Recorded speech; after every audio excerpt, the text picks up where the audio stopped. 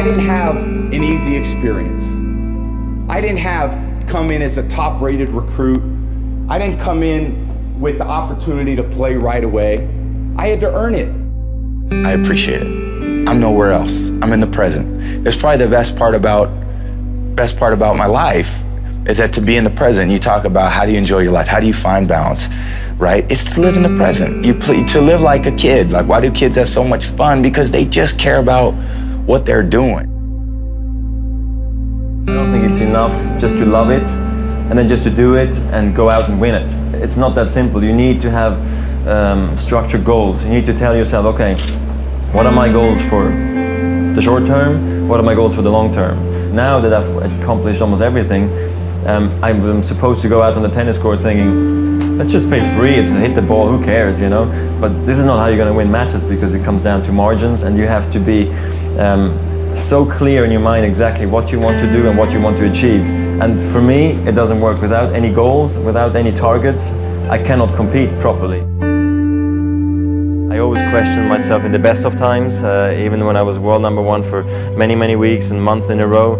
At certain times during the year I said, what can I improve? What do I need to change? Because if you don't do anything, or you just do the same thing over and over again, you stay the same.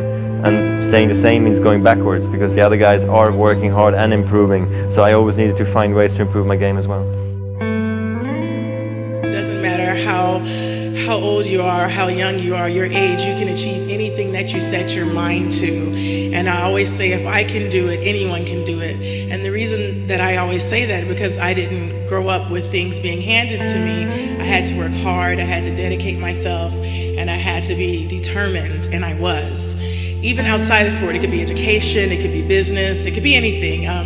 It requires discipline and hard work and determination, and most importantly, it requires self-belief, because like me, some people might not believe in you, but you have to believe in you. And sometimes you're going to be your own cheerleader, and you have to be your biggest and your best cheerleader. So to all you young athletes, take that to heart and never stop believing in yourself, and really always support who you are.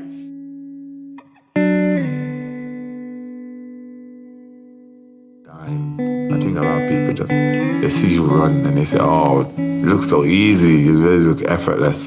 But before it gets to that point, it's hard. It's like hard work. It's day in, day out sacrifice, day in, day out. There's time when you run and you just want to stop, you just want to give up, like, to hell with this, I just want to go home.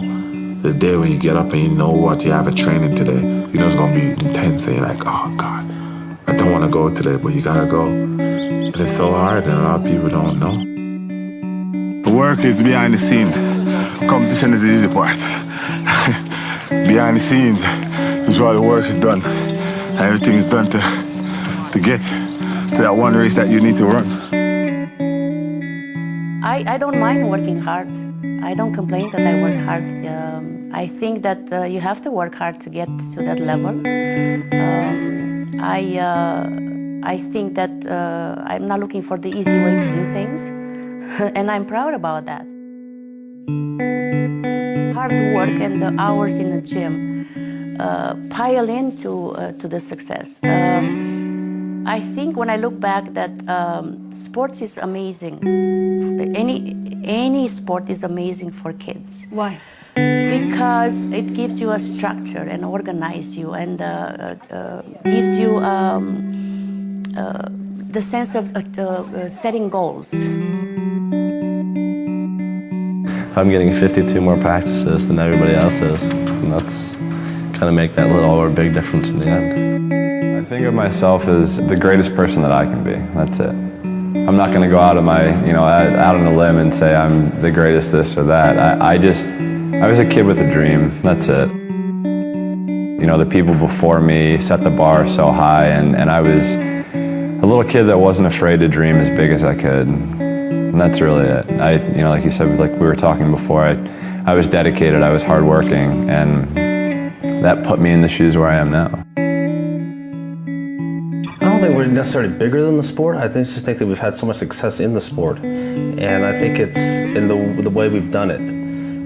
Whether it's through just pure dominance, or maybe someone may have a more flashy personality as well as dominating. Some people are, they may do it differently than anyone's ever seen it done before in the past. And I think that's where I think people kind of gravitate towards. What Messi and Ronaldo are doing now in soccer is just phenomenal, but two different ways of doing it, right? And then you have Jordan coming into the league. He did it completely different than anybody else. And then when I came into golf, I done differently because no one had ever trained. No one ever lifted weights. No one ever ran miles. No one ever did wind sprints. No one ever did any of those things in golf, so I did it differently. And I had a success doing it differently. And I think that's what people sometimes see and have gravitated towards. I knew what was going to happen. I knew I was going to get here. They didn't. There was a lot of stressful years. You know what I mean? A lot of tough times. But I proved them wrong. I proved myself right. This is what gives me energy. Saying I'm going to do something. Putting it out there for the world to see. And then going out and doing it. There's no better feeling in the world than that. And it's as easy as that. Say what you're going to do and go and do it. The only thing we can do is take one day at a time. You know, that's all we can do. No one is perfect. Every day we strive to be perfectionists, but no one is perfect. I make mistakes. You know, I've said things that I shouldn't have said when I was younger. I've done things that I shouldn't have done when I was younger. I'm not perfect, but we live and we learn.